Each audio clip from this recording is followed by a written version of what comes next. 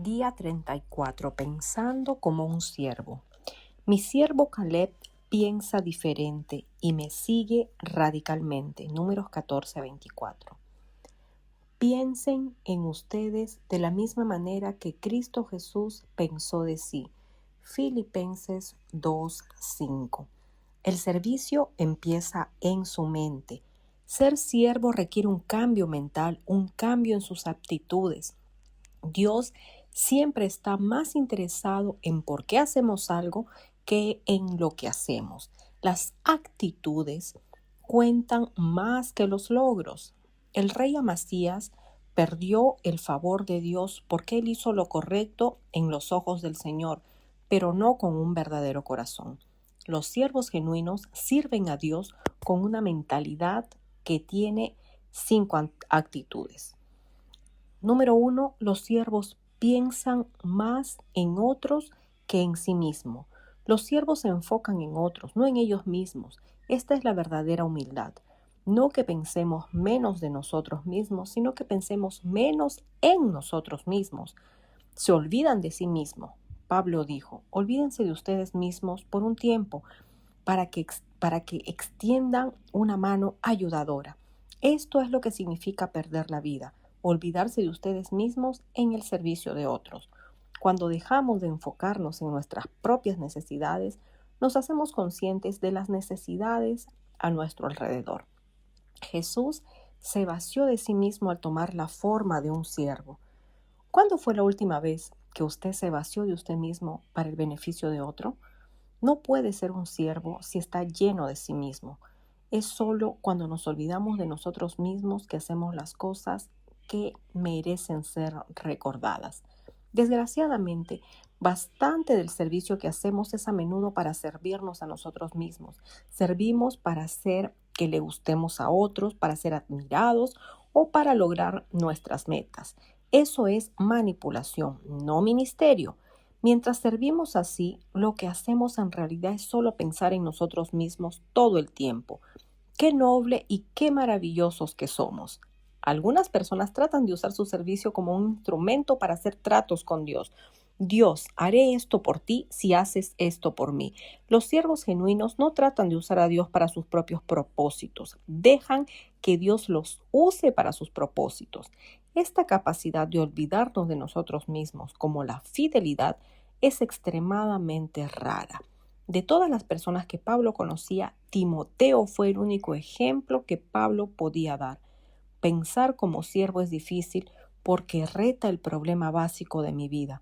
Soy por naturaleza egoísta. En lo que más pienso es yo. Por eso es que la humildad es una lucha diaria, una lección que tengo que aprender una y otra vez. Las oportunidades de ser siervo me confrontan docenas de veces al día, en las que se me da la escogencia de decidir entre satisfacer mis necesidades o las necesidades de otros. Negarse a uno mismo es el centro de lo que significa ser un siervo. Podemos medir nuestro corazón de siervo por medio de cómo respondemos cuando otros nos tratan como siervos. ¿Cómo reacciona cuando lo ignoran o le dan órdenes o lo tratan como inferior? La Biblia dice, si alguien se aprovecha injustamente de ustedes, usen la ocasión para practicar la vida de siervo. Número 2. Los siervos piensan como administradores, no como dueños. Los siervos recuerdan que Dios es el dueño de todo. En la Biblia, un mayordomo era un siervo encargado de administrar toda una hacienda. José fue esa clase de siervo cuando era prisionero de Egipto. Potifar puso a José encargado de toda su casa. Después, el carcelero puso a José encargado de la cárcel. Eventualmente, el faraón puso a José encargado de toda la nación. El servicio y la administración van juntos, ya que Dios tiene la expectación de que seamos dignos de confianza en ambos. La Biblia dice, la cosa más importante que se requiere de tales siervos es que sean fieles a su dueño. ¿Cómo está administrando los recursos que Dios le ha encargado? Para hacerse un siervo genuino, tendrá que resolver el asunto del dinero en su vida. Jesús dijo, ningún siervo puede servir a dos señores. No puede servir a Dios y al dinero. Él no dijo no debería, sino que no puede. Es imposible. Vivir para el ministerio y vivir para el dinero son dos temas que se excluyen mutuamente. ¿Cuál va a escoger? Si es un siervo de Dios, no puede pasar todo su tiempo ganando dinero. Todo su tiempo le pertenece a Dios. Él insiste en una lealtad exclusiva, no en una fidelidad parcial. El dinero tiene el mayor potencial de reemplazar a Dios en su vida. Más personas son desviadas del servicio por el materialismo que por ninguna otra cosa. Dicen, después que logre mis metas financieras, voy a servir a Dios. Esta es una absurda decisión que lamentarán por la eternidad. Cuando Jesús es su Señor, el dinero es su siervo. Pero si el dinero es su Señor, se hace su esclavo. La riqueza ciertamente no es pecado, pero fallar en usarla para la gloria de Dios sí lo es. Los siervos de Dios siempre están más preocupados por el ministerio que por el dinero. La Biblia es muy clara. Dios usa el dinero para probar tu fidelidad como siervo. Por eso es que Jesús habló más del dinero que del cielo o del infierno. Él dijo, si no han sido dignos de confianza en el uso de las riquezas del mundo, ¿quién confiará en ustedes con las verdaderas riquezas? ¿Cómo administra su dinero? Afecta cuando Dios bendice su vida. En el capítulo 31 mencioné que hay dos clases de personas, edificadores del reino y edificadores de riquezas. Ambos son dotados para hacer crecer un negocio, conseguir contratos o ventas y producir ganancias. Los edificadores de riquezas continúan amasando riquezas para ellos mismos, no importa cuánto ganen, pero los edificadores del reino cambian las reglas del juego. Siguen tratando de hacer todo el dinero que puedan, pero lo hacen para compartirlo. Usan sus riquezas para financiar la iglesia de Dios y su misión en el mundo. En la iglesia de Saddleback tenemos un grupo de ejecutivos y dueños de negocios que están tratando de ganar la mayor cantidad posible de dinero para expandir el reino de Dios. Lo animo a que hable con su pastor y que empiece un grupo de edificadores del reino en su iglesia. Para más ayuda, vea el apéndice 2. Número 3. Los siervos piensan en su trabajo, no en lo que otros están haciendo. No se comparan, critican o compiten con otros siervos o ministerios. Están demasiado ocupados haciendo el trabajo que Dios les ha dado. La competencia entre los siervos de Dios es ilógica por muchas razones. Todos estamos en el mismo equipo. Nuestra meta es que Dios se vea bien, no nosotros mismos. Hemos sido dados diferentes tareas y todos hemos sido moldeados de una manera única. Pablo dijo, no nos comparemos a otros como si uno de nosotros fuera mejor y el otro peor.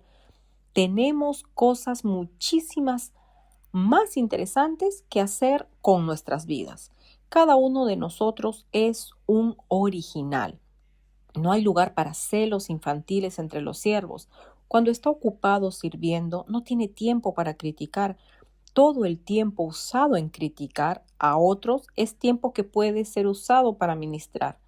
Cuando Marta se quejó a Jesús que María no le estaba ayudando con su trabajo, perdió su corazón de sierva. Los siervos genuinos no se quejan de lo inmerecido, no se llenan de autocompasión y no se resienten de aquellos que no quieren servir. Simplemente confían en Dios y siguen sirviendo. No es nuestro trabajo evaluar a otros siervos del Señor. La Biblia dice, ¿quién eres tú para criticar al siervo de otro? El Señor determinará si su siervo ha sido exitoso. Tampoco es nuestro trabajo defender la crítica. Deje que su Señor maneje eso. Siga el ejemplo de Moisés, que mostró verdadera humildad ante su oposición, así como también lo hizo Nehemías, cuya respuesta a sus críticos fue simplemente, mi trabajo es demasiado importante para que lo pare ahora y que los visite. Si sirve como Jesús, puede esperar ser criticado. El mundo e incluso gran parte de la iglesia no entiende lo que Dios valora. Uno de los actos de amor más bellos demostrados a Jesús fue criticado por los discípulos. María tomó la cosa más valiosa que poseía, un perfume caro, y lo derramó sobre Jesús. Su servicio extravagante fue llamado un desperdicio por los discípulos, pero Jesús lo llamó significativo, y eso era todo lo que importaba. Su servicio para Cristo nunca es desperdiciado, no importa lo que otros digan. Número 4. Los siervos basan su identidad en Cristo, porque recuerdan que son amados y aceptados mediante la gracia. Los siervos no tienen que probar lo que valen. Voluntariamente aceptan trabajos que gente insegura consideraría debajo de la dignidad de ellos.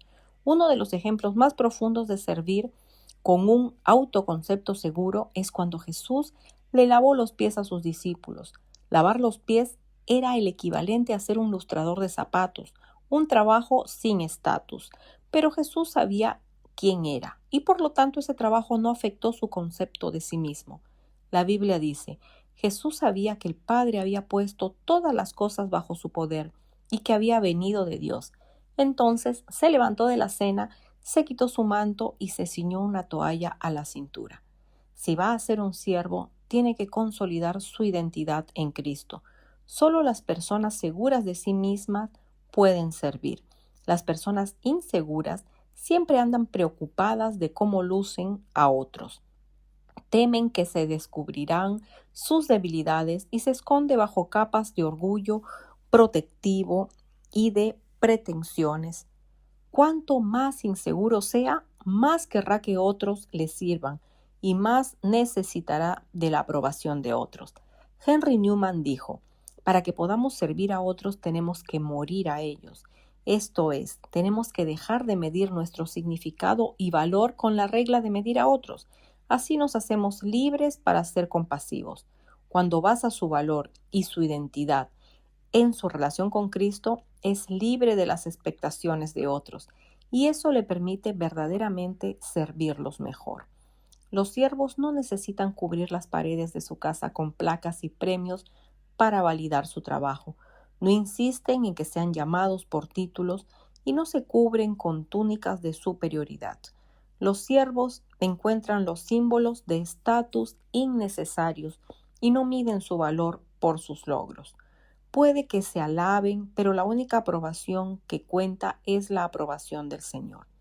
Si alguien tuvo la oportunidad en su vida de hacer alarde de sus conexiones y de mencionar nombres, fue Santiago, el medio hermano de Jesús.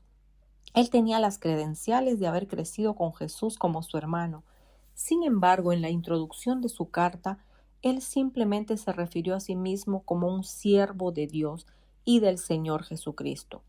Cuanto más íntimo sea con Jesús, menos necesitará promocionarse. Y número 5, los siervos piensan en el ministerio como una oportunidad, no como una obligación. Disfrutan de ayudar a las personas, de satisfacer necesidades y de hacer su ministerio. Sirven al Señor con gozo. ¿Por qué sirven con gozo? Porque aman al Señor, porque están agradecidos por su gracia, porque saben que servir es el mejor uso de la vida y porque saben que Dios ha prometido una recompensa. Jesús prometió, mi Padre honrará y recompensará al que me sirva. Pablo dijo, Él no olvidará lo duro que han trabajado por Él y cómo han mostrado a Él su amor al cuidar de otros cristianos. Imagínese qué pasaría si tan solo 10% de todos los cristianos en el mundo tomaran en serio su papel de siervos genuinos. Imagínese todo el bien que se podría hacer. ¿Está dispuesto a ser una de esas personas?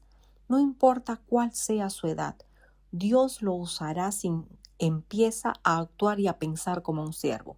Albert Schweitzer dijo, las únicas personas felices son aquellas que han aprendido a cómo servir. Día 34. Pensando en mi propósito. Un punto para reflexionar. Para ser un siervo, tengo que pensar como un siervo. Un versículo para recordar. La actitud de ustedes debe ser igual a la de Cristo Jesús. Filipenses 2:5. Una pregunta para considerar. ¿Estoy generalmente más interesado en ser servido que en encontrar maneras de servir a otros?